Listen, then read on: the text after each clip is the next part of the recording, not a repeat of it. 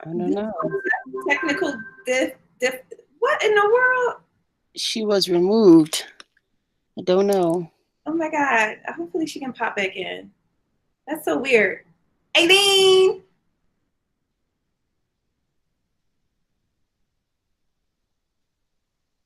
Wait a few. Hi.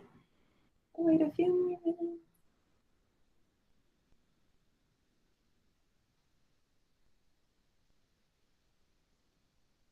Is everybody having a good morning? Yes. Except for the school district had me change my password, and now Oh no. always a pain in the butt. That's gonna come. Oh, I know that's about to happen to me too. I hate when they do that because it's like I get it in my head, and then okay, so it wasn't us. We didn't kick her out. It was the Wi-Fi. Good. All right. Kaylee's in the building. So I know I haven't posted this in a while, but just in case, for those of you, if you haven't filled this out, please make sure you do. We just want to make sure we have everything squared away with your parents, and they give you permission for you guys to be here because we are recording and posting, so people can view later. Why do you have to change your passwords? So people won't hack our accounts. They make us change them every couple months. But I feel like, nope, you don't have to fill it out if you already did it. If you did it already. Yep, that's the same one. You don't have to fill that out.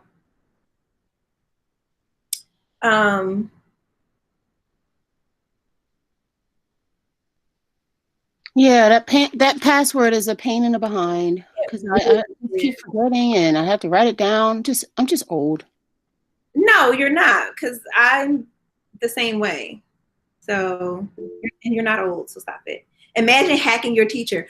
It has happened. It happens. It was working, then my mic. Oh my goodness, Simone, what is going on? See, this is technical difficulties.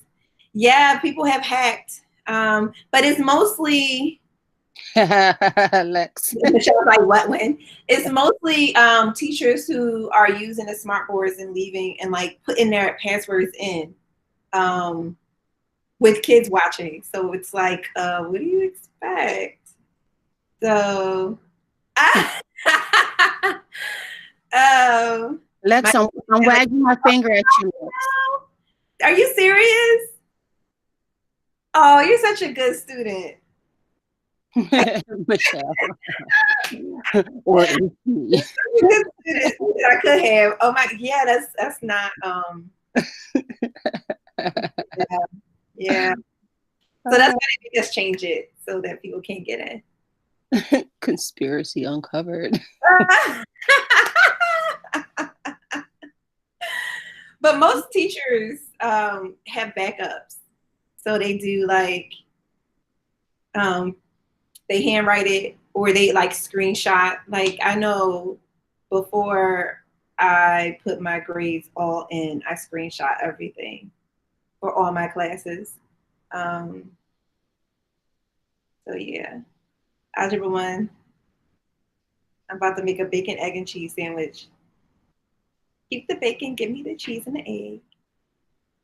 All right, so we're gonna get we need to get started because it's 11:12. So before you guys start putting food in your mouth, it'll be hard to breathe if it's full of bacon, egg, and cheese. So Rose says she already ate. So I'm going to start presenting, and I'm going to pull up.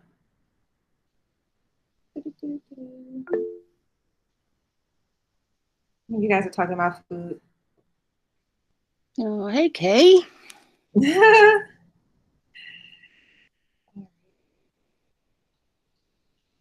me make it to that. Here we go.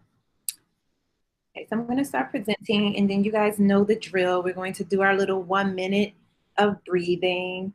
I'm just curious, how many of you are using a computer? I am. Is there any, or maybe I should ask, is there anyone on a cell phone? I'm using my phone. Okay. Me. Okay, so then Michelle said cell phone game. All right, so then I'm not going to do the little Google Doc thing that I was going to do to have you guys. I thought it would be cool to like put up a Google Doc and have you guys all type in your answers there at the same time. But some people are on their phones, so that's like too much work. Somebody say my flip phone be hitting different. I can't with y'all. Okay, so then we're gonna just keep doing what we're doing, which is type in our answers. I've been trying to like brainstorm ways of like being more interactive and have you guys like all in one space on like a Google Doc. So we'll try that out eventually. But since you guys are all using your computer, some of you are using your cell phones, we won't do that right now. Okay, so we are going to spend a minute just breathing as we normally do. And then once we do that, we will jump right into it. So I'm going to start presenting. Ah, Benson got kicked out.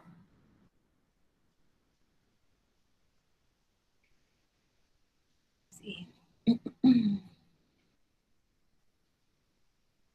Okay. Hopefully we won't have any Wi-Fi issues today because that was a mess.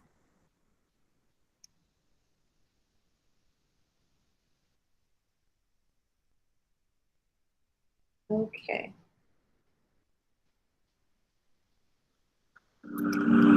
All right, everybody. So we are just going to breathe in,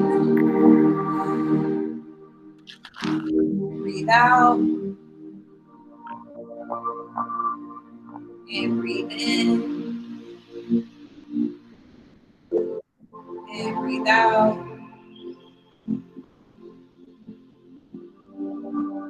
and breathe in, and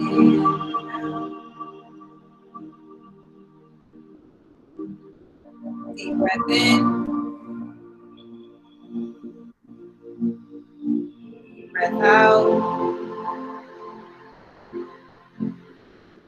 Listen to the sound of the waves. It's very calming.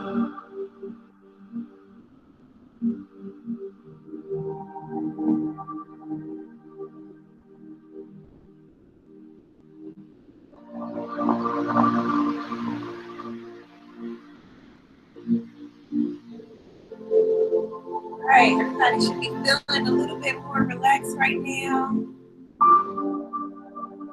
Love this music. This makes everything feel so peaceful. Yeah. All right, guys. So, what if Lincoln was never assassinated? I am curious. Imagine your very best scenario if Lincoln was never assassinated. What might be different?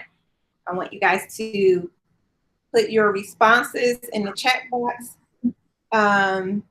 Or you can put hand. And then first one to put their hand up will be the one to go.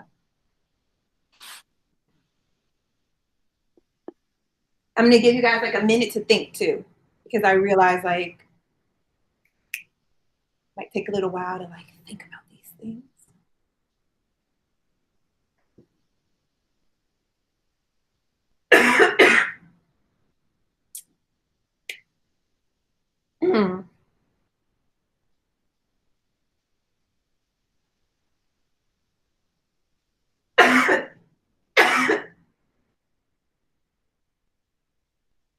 And if you guys are thinking it, don't.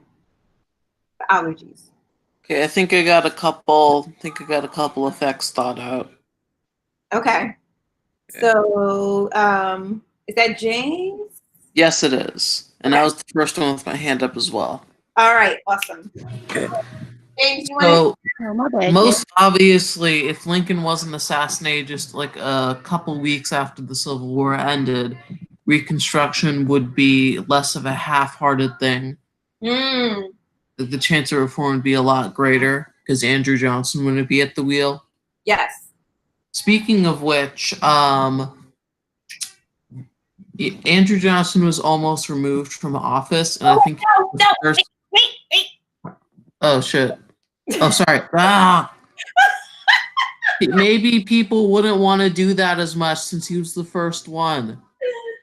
I know. Whatever.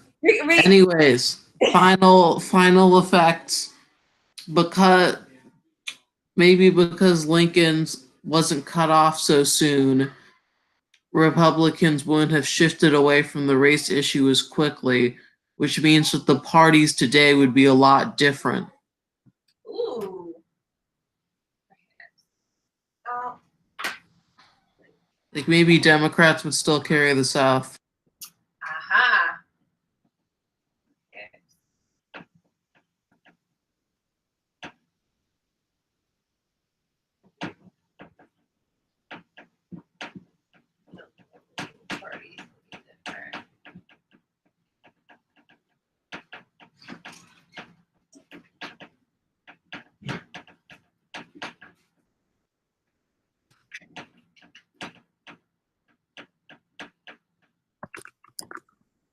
Okay, and was there anybody else that had their hand up or want to share?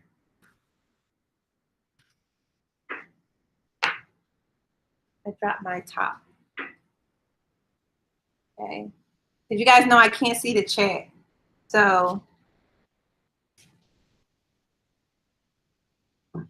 Ms. Williams, is there anybody else with their? No, no one else. No? Okay.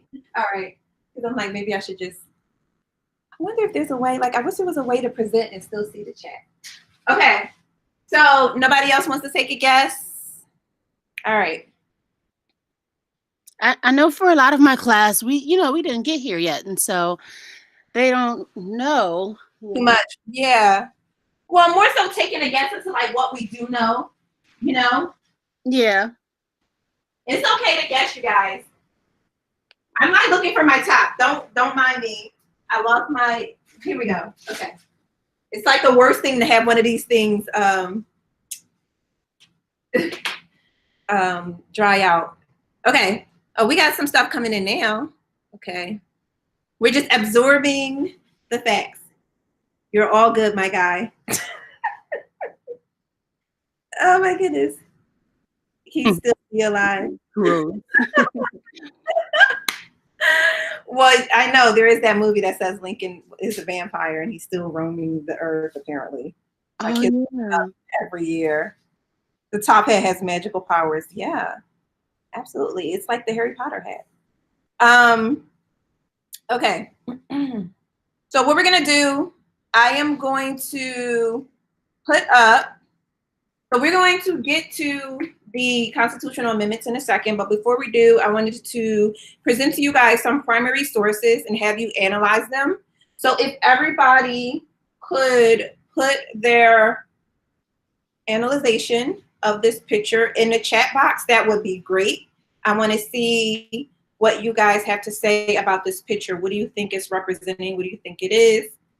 And what are some key things you pick up from this image?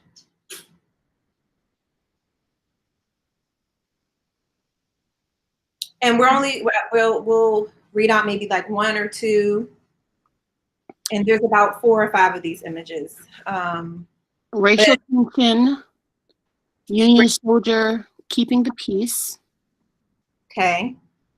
A man in the middle stopping the revolution. A racial argument. Okay. The soldiers trying to protect the black men from being attacked from the white mob or by the white mob. Okay. All right. Anything else significant? There's an American flag in the back. Mm-hmm. Yes, there is. And notice the juxtaposition of this flag. Very, very down. It's a sad day in America. Who said that? No, I said that. I was going to say, I'm probably James. No. Yes. Sides look equally dangerous, though. The black side looks equally dangerous? No. They said both sides look equally dangerous. So okay. There's only one hand up. Yes. Is that on purpose? I see 3. No, there are 2 hands or 1 hand on both sides. The Union represents post-Civil War America. The Union guy is post-Civil War America. It's supposed to represent the racial divide between America. Yep. The whites are holding knives and the blacks are holding sticks. The Union is trying to keep the peace. The flag is above the soldier, which represents the ideal American? Question mark, question mark, question mark. All right, all right. All right, we're getting some good ones in here. I just joined too, you guys don't. I joined via my cell phone. I was hoping I could see what's being put in the chat, but I guess I can't. Well, Yeah, you can. Maybe if you go up to the top where there's let me see. That symbol. It's a chat. It's like lines. I don't know. Let's see. Because the cell phone view looks a little bit weird. So. Oh, on the cell phone, I don't know. I'm on a computer. Yeah. Okay. Or maybe I have to wait for you guys to start typing again. All right, anyways, so here's some information about this image. Oh, yes, I can see comments too. Yeah. Rose just wrote, neither side looks inherently good. All right. Well, this is actually a picture of the freedmen of an agent from the Freedmen's Bureau.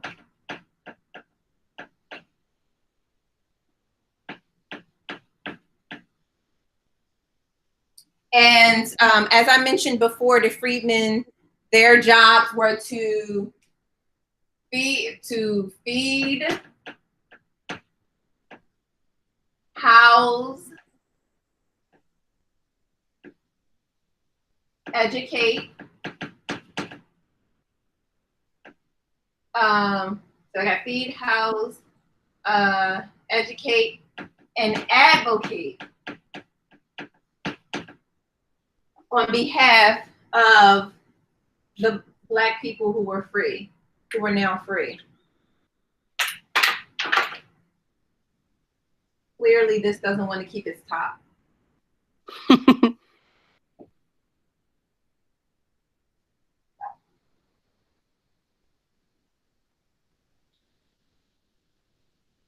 Okay. So you guys, I'm sure can read, but does anybody want to read the bottom part of that? Can I get a volunteer? Any hands? John. Okay, go ahead, John. Take it away. Oh, Tiffany says she's thinking about a song that describes this moment. I can't with you guys. Okay, go ahead, John.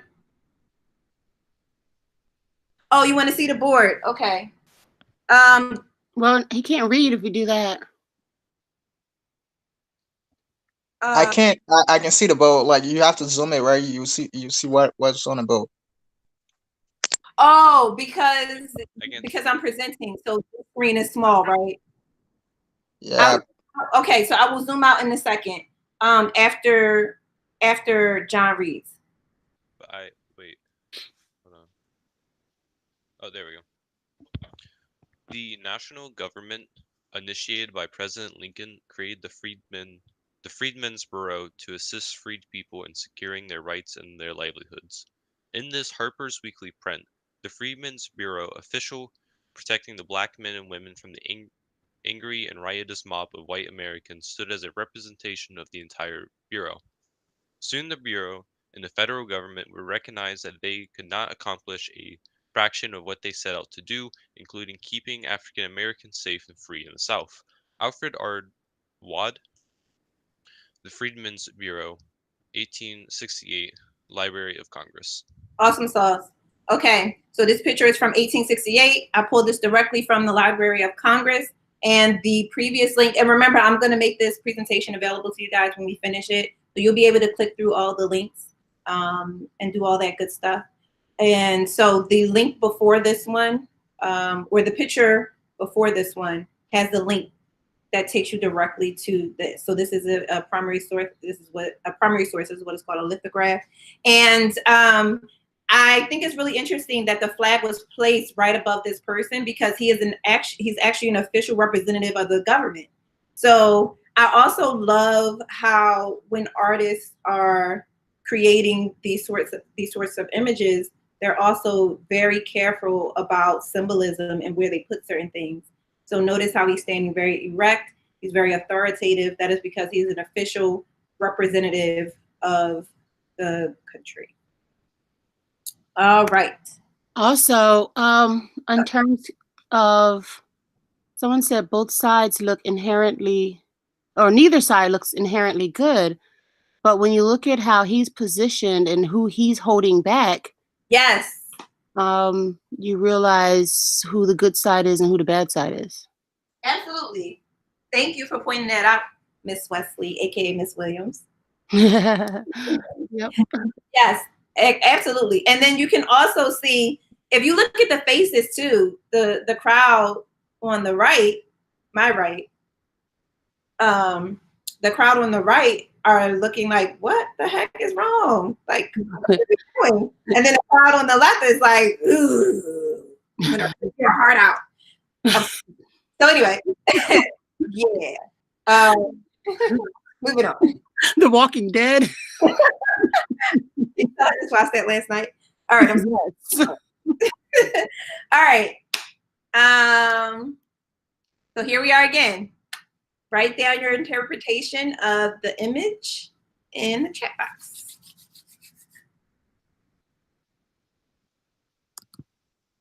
Oh yes, Rose, I like that too.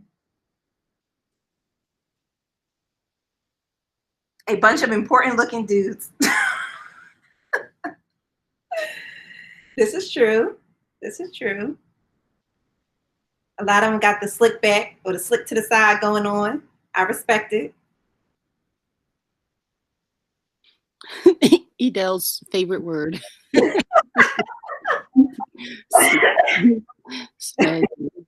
They're bobbing. Snazzy. Yes, very snazzy. Authoritative indeed. Authority indeed, yeah. Yeah. See if we can get any more. We have like 30-something people up in here, so come on, y'all. Yeah. Yeah, more participation. Yeah, come on. Where's Luffy? Remember, we're not judging at all. So we want you guys to get as much out of this as you can. I'm calling you out, Luffy. Oh, that's how you say Luffy's name. Okay, because I asked him to phonetically spell it out for me, so I knew what I was saying, and I was like totally wrong. That happens to me too. So I'm so sorry. I'm about to. very powerful. Cool. Well, I'm about to crash a cold one with the boys. I cannot deal. I have it now though, so I'll get it right this time. Yeah. Ooh, Tiffany. It looks like a group or a cancel. I want the guy who's standing in the back left. I want his facial hair. You know what? All right, so Teresa's funny. They look like they have some sort of power. Now we're getting there. Yeah. What makes you think that? Power. Yes. Why are you guys getting power and authority from this photograph?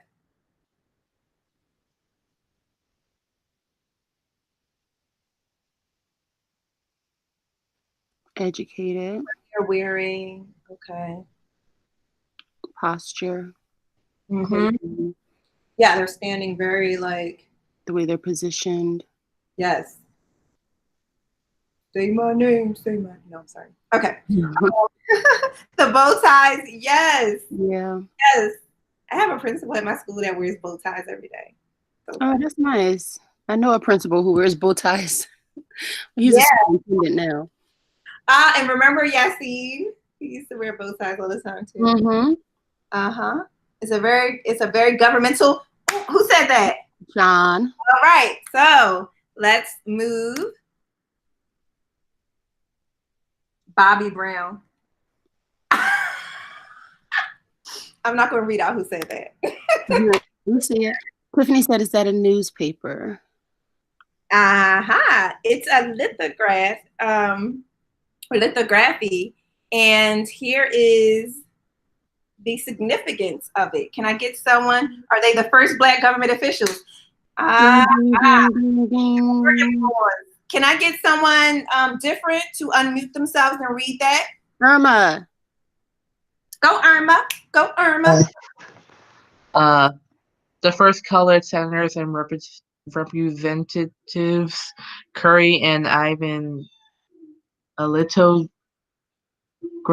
1872. 1872. Can you read their names from left to right? Oh, Senator Hiram Hiram Reveal of Mississippi. Rebels. Go ahead. Robert D. Large of South Carolina.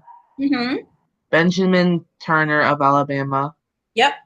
Joseph Walls from Florida. Josiah. Jefferson Long of Georgia. Yep. Joseph Rainey and Robert B. Elliott of South Carolina. Yes, the first Black, well, they use color, so this is caption is taken directly from this lithography. But the first Black senator and representatives. What do we notice? They're all what? Well, yes, Irma, yes, they're all Black. From the South, yeah. Okay, yes. And they're also all men. There we go. Hey, go to step. Go to Good job. Got that facial hair game. Yes. They do have the facial hair game. Yeah, so they're all men too. So what does this tell us about this time period?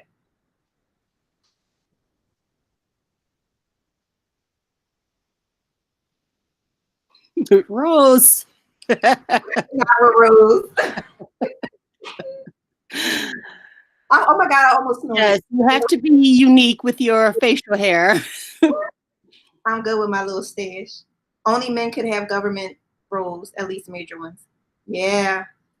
Men were held positions of power. Yeah, and it's important that we name that male dominated. It's important that we name that. This is actually what's going to create a huge fracture in the movement for rights for Black people, because as we continue and we start talking about the amendments, we'll get there. All right, so yes, moving on. That's how we're all gonna come out of quarantine. Okay, you guys are not gonna have me snort on camera. Stop this. Okay, so what do we see here? Let's put it in the chat box. No, Michelle, no more jokes. I am not snorting on camera. Okay, Rosa, is that a classroom, school picture? Like photo. Yeah, if women had been included more, I feel America wouldn't be so screwed up. Now, Kathleen, you about to start a whole conversation. Is that Harriet Tubman? No, that is not Harriet Tubman. Oh. Sewing machine and notebooks. They have notebooks. Mostly girls, 2 white kids. Oh, are they white? Looks like mostly girls. Yeah. An older guy. Where do you see an older guy? Way in the back. Right here. Yeah. Disabled? He could just be tall, y'all. Oh, there's a guy. Oh, well, or that could be a girl. That's true. Orphanage. Okay. Back middle orphanage. The sign says, God bless our school. School. Good eyes. Yep. Teresa. Oh, bless you. Thank you. Thank you. All right. 2 American flags in the back. I see a rare scenario because it was like a school and women weren't really seen for intelligence. Ah, piano. There's like some painting thing. Yeah, the lady on the right looks like a teacher. Okay. And the one in the back as well, right? This is trade school. Okay, yes, toddler age, about 9 years old, sewing machine. Yeah. A range of ages here. Yep. So this is a typical school that was set up for freedmen. And remember that primary source we read from Charlotte Fortin Grimke, who is the granddaughter of James Fortin and the niece-in-law of the Grimke sisters. Remember her quote where she talks about the fact that you had children of various ages coming from the field to learn. So you would have anywhere from little babes to adults that would be in these classes. Now, what makes this picture unique? You guys assume that these were white children. They are not. Well, I think they were the ones at the bottom of the piano. Oh, yes, over here, okay. But nobody mentioned the fact that there are indigenous people in here. Yeah, I saw that. Yeah. That's what I point out too. 6th person in the back. So, oh yeah, on the left. How could you forget how could you guys not see the indigenous people? But see, that also speaks to the fact that a lot of times they're like totally excluded from history. And it is my bad because I also forgot to mention the Sand Creek Massacre, which occurred during while the Civil War was actually happening. And that was perpetrated by our government. We were in the middle of the Civil War and also at the same time simultaneously murdering and massacring indigenous people. The Sand Creek Massacre was a travesty where you saw men, women, and children were slaughtered. They were scalped and skinned, some while they were still alive. And there are a number of primary sources that I will get for you guys. Let me just put it over here so you can read about it. Unfortunately, massacre primary sources. This is why a lot of people are calling for the inclusion of indigenous studies because they continue to be left out of our history. And I tried to put it a little, sprinkle that in there as much as possible.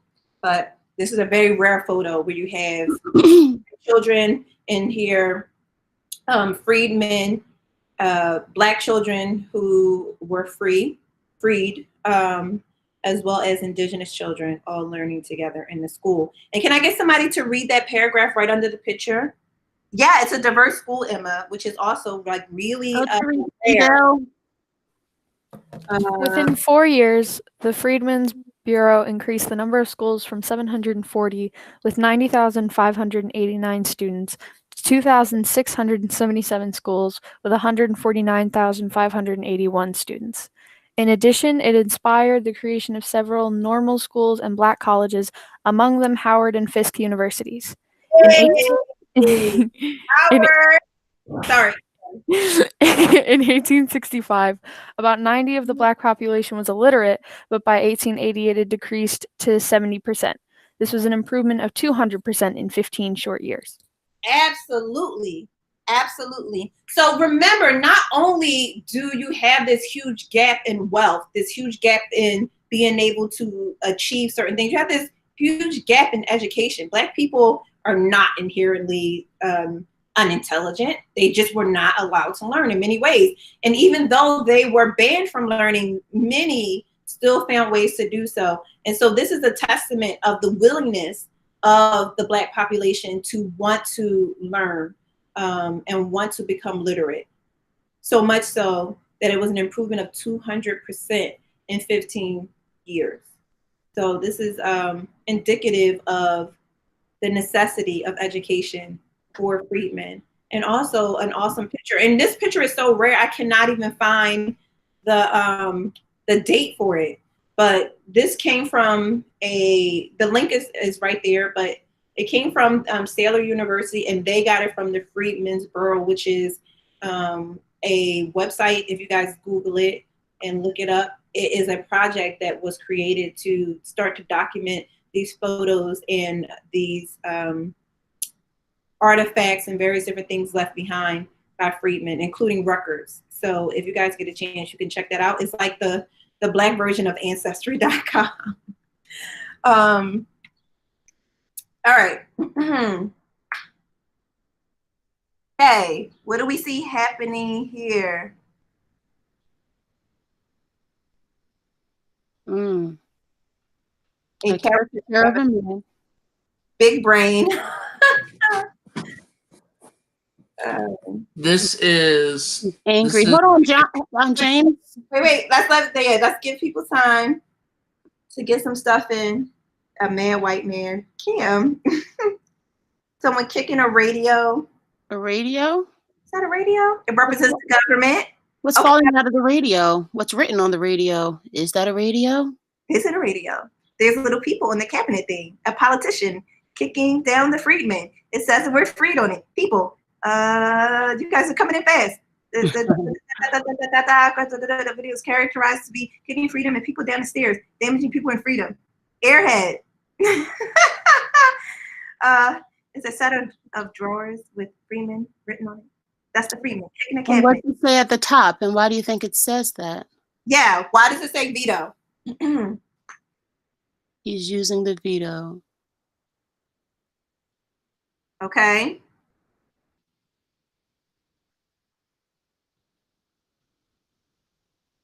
And Okay. So Edel said because presidents can veto.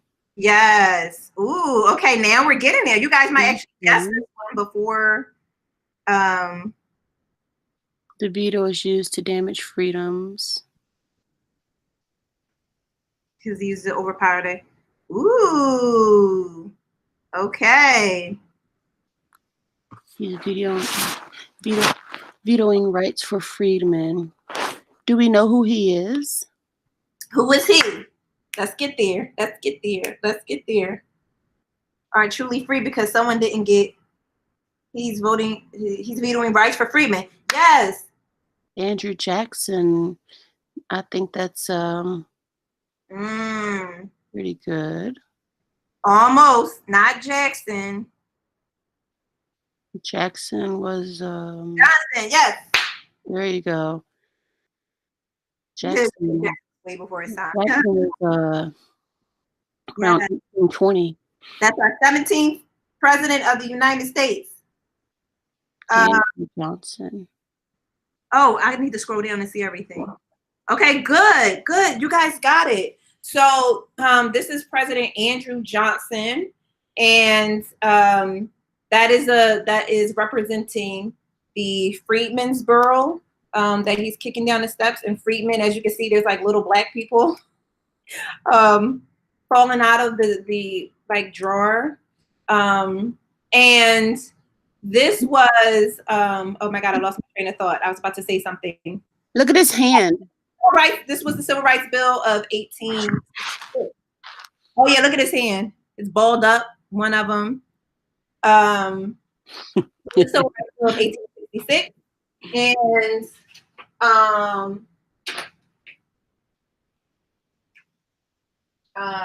veto.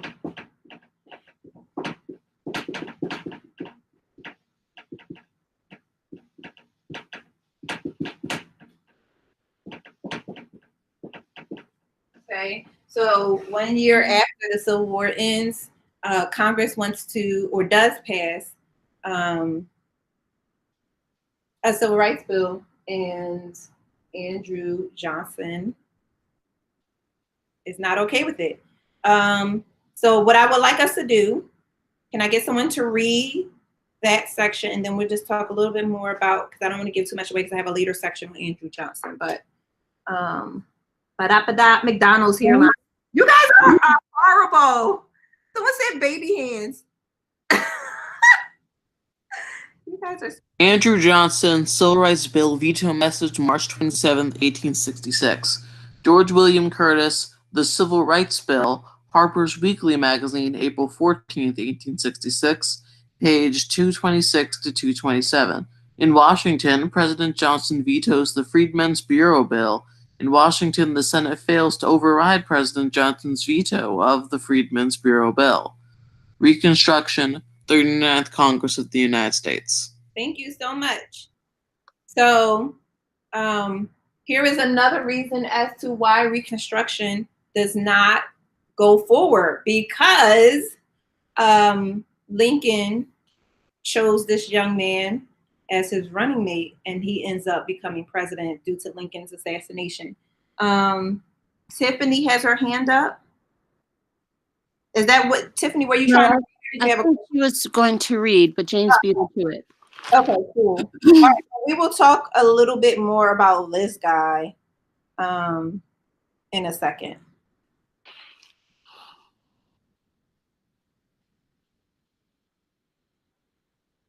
Okay.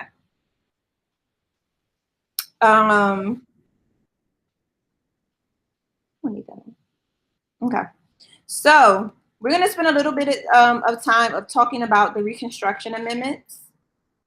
And we're going to start with the 13th Amendment. Can I get someone to read that? Maybe Tiffany can. Oh, yeah, go ahead, Tip Tip.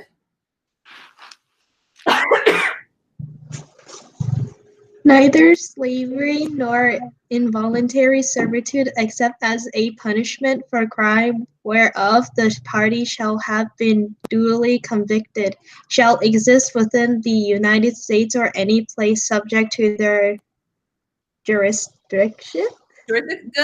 And then also remember that this is only section 1 of the 13th Amendment. So I'm curious, what issues does this amendment present? So I'll give you guys some time to like really read that again. What issues does this amendment present? Okay, Rose, good. It has a loophole. Yeah. Yeah, what's that loophole? What's the, it's saying that you're still being, yes, absolutely. And this is the current 13th Amendment. This is the current 13th Amendment. That you can still be enslaved as a punishment. Absolutely. Absolutely. Mm-hmm. So this becomes problematic in a lot of ways because what you're going to have, prisoners can still be slaves. Yes, they did, Michelle. They took advantage of that, except someone can put people to work for them by saying that they're redeeming. Absolute, and that's exactly what they did. And so you could be arrested for something as small as standing on a corner with your homies. Vagrancy laws. Yeah. And we're going to talk about that. We're going to talk about the Black codes in a second, North Korea style. That makes the fact of our justice system right terminates Black people. Yes, right. And so if you guys, I told you guys about the 13th, which is a documentary by Ava DuVernay, and she does a wonderful job. And there's also another documentary about the 13th. I think it's called Ava's is called the 13th, and I forget what the other one is called. But if you guys look it up, it'll come up. It'll pop up. It's basically telling people to judge, jury, and that they're judge, jury, and executioner. Yeah. And this is a huge thing because what you start to happen is this is literally the creation of mass incarceration for Black people. They start rounding up a bunch of Black people and I mean like little kids too, and putting them in jail for very small crimes. I mean, maybe they were stealing because they were hungry, they needed food, but they would round them up and throw them in jail and then force them to work on plantations, especially in the South. So this becomes a huge problem and one that we are still grappling with to this day.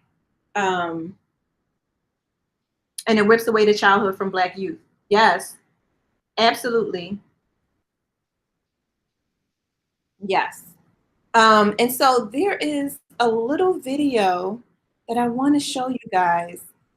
Oh my God. What? Serious right now? What? It is 11:54. Oh, girl, show the video. I'm showing the video. I'm showing the video. I'm not gonna know. Don't you leave? Don't you? Yes. Yeah. Right, girl. Oh my God. I'm so glad that you guys, I'm so glad that you, not glad that you didn't know, but I'm glad that you learned something. The best I do.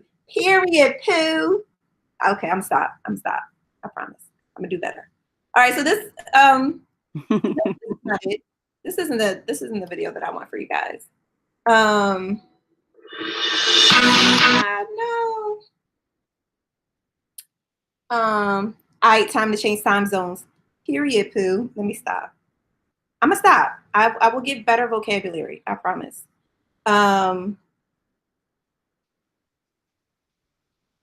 Yes, George. Yes, Steiny. Absolutely. He was accused of the murder of 2 young girls.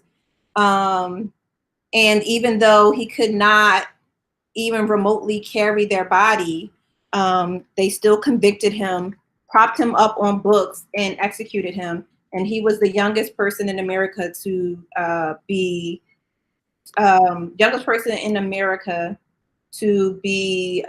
convicted on the grounds of capital punishment. And I don't know if they ever, I think they did later on do a posthumously basically acquit him decades later. But yeah, that his case and the case of Emmett Till is just a travesty. And yeah, they're right. Yeah. Joseph Steiny, what was he? Was he 13? I believe he was 13 when the trial started. Yeah, and 14 when he was convicted. He was killed. Yeah, he was a baby. He was a baby. So this is also, you know, when you see the criminalization of young Black boys and young Black bodies, their bodies has always been seen. And now I'm kind of getting into anthropology, but these are some of the things we talk about in anthropology about identity and status, and power and materiality in society. But when you talk about the Black bodies, they're automatically criminalized. And it doesn't matter if you're 13, you know, whether you're 13 or 14 or 15 or 16, you're still looked at as an adult. Whereas if you have someone who's not Black and they do something, they're automatically infantilized, made to appear younger than what they are and more pure than what they already are. So now it's orange jumpsuits. I mean, the justice system for minorities have always been a problem. It's not like the amendment created this injustice. You're absolutely right. But I think the big issue is that, like, they were trying to get it right with this amendment. Well, the hope would be, right, is Reconstruction. We want to do better and we want to do right by the Black population. And the reality is the 13th Amendment just codifies it and makes it entirely legal to do the things that are going to happen. Right.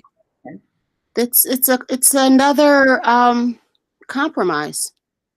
Exactly. It's another compromise. There are people in office that want to keep Black people in the South in the same condition that they were prior to the Civil War. And that's the compromise. We're going to outlaw slavery except for punishment of a crime. And that way we can still continue on with business as usual, the status quo. Absolutely. The amendment did create the injustice. You know, there are always compromises. James said, depends a lot on crime and gender for degree. You are right. You are right. Black men get short end of the stick. Absolutely. And also, let's not forget about our indigenous brothers and sisters, because their rate of incarceration is actually even higher than Black men. And that's something that we don't talk about within our society either. And everyone's all like, oh, the indigenous people are just drunks. And it's like, no, they're not, right? The community is dealing with a lot of the same things that the Black community is dealing with in terms of like historically what has happened and how to be able to deal with it. And Yep. so we're talking about, I'm sorry, go ahead, Ms. Williams. I'm sorry, no, I was responding to Kathleen, but you continue. I'm going to type it in. Oh, it's okay. You can talk too. It's all right. No, because you should finish your thought. Yeah, no, but that was it. That was just all. It's also important to keep this in mind. It's not just black people in America, but also the indigenous. Yeah, today indigenous people have a poverty rate. That poverty rate is really high. Yes, absolutely. And many of them, and people say, oh, well, they have their own land, they live on reservations. It's not. That's not it at all. And many indigenous people don't live on reservations. Many of them live in cities, and you would never even know that they're indigenous. But yeah, but do we need to just think of only people of color? Yes, and this is also true. Kathleen is absolutely right too. The majority of people in jail are not black or people of color. This is absolutely true. Just like with welfare, where they disproportionately associate black people with welfare, when there are millions of non-black people in welfare, millions of non-black people that are in jail. But the issue comes in when you talk about proportionality. And so we have to beg the question, if black people are only 13% of the population, but they make up more than half of prisoners, why is that the case? Right? And it's not because they're inherently criminals. So, so guys, the link that I had is the wrong link. And so I will definitely have that link ready for you guys. It was a dramatization of the 13th Amendment from the National Constitution Center. And so I think it's really cool to be able to see that. So we'll pick up here tomorrow and I'll play that. But so yeah, let me open it up. Do you guys have any questions or anything that you want to say before we close out for the day? Thank you, Ms. Ridgway. William, do you have anything you want to share? Yeah, yes, I will share the video tomorrow, Tiff. No, I don't have anything. I just want to say thank you. Thank you. Hope to see you guys tomorrow. Yes. You should do a Kahoot. Oh, would you guys want to do a Kahoot? We can do that. Yeah. Give me some suggestions. What are some ways we can make this more interactive too? We can do a Kahoot. Thank you guys. We can do a Kahoot. So give us some suggestions before you guys log off. What are some other ways that we can make this more thank you guys for logging on. Kahoot. Everyone's like Kahoot. We can absolutely do Kahoot. I love Kahoots. See you tomorrow. See you tomorrow, James. I'm gonna say Discord. On reservations, and they have one in the highest team. Yes. Oh my God, Olivia, the suicide rate. Absolutely. You are absolutely right. And also the highest number of missing and murdered women too. Yeah, the documentary was so sad that we had to watch, and like it just all the parents that they interviewed, and they all said how they lost, like all the parents lost all their kids. It was just so sad. Can you, if you can do some research and share that with us tomorrow, that would be great, because I would want to watch. I mean, I don't want to be sad, but I want to watch it. Yeah, no, of course. I have no idea what it was, but I can definitely look it up. It'll probably come up. Okay. Awesome. Thank you so much and have a nice day. Oh, you guys are bye. All right. Bye, everybody. Bye. See you later.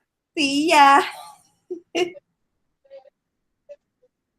Okay, I gotta stop sharing. Oh, there we go. Bye, Miss Ridgway. Bye, Sam. Oh, look, I can see your face. Have a wonderful day, Sam. Bye, John. You guys are the best. All right, I'll see you guys later, and I'll have this video. I'm going to try to get it posted ASAP, but sometimes it takes forever to process. So I'll see you guys later.